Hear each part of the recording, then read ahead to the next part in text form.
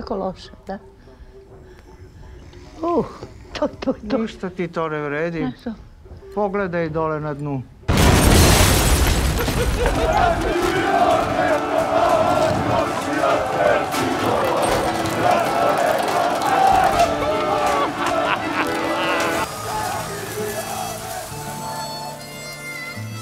Alo, Kevo, zajebavaš radne ljude, a? Za ovo sleduje kazna od 14 dana zatvora ili novčana kazna u iznosu od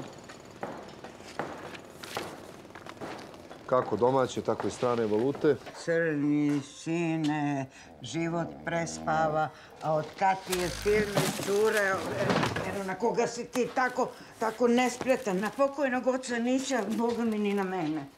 Dobro, mama, dobro.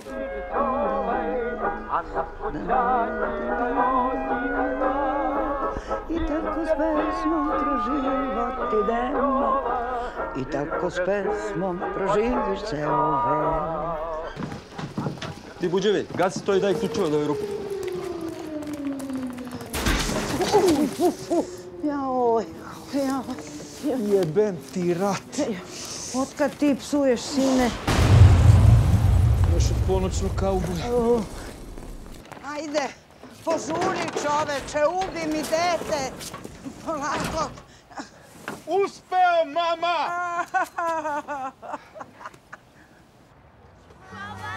E sad, zašto bi vas zanimao život jedne kukavice, ne znam.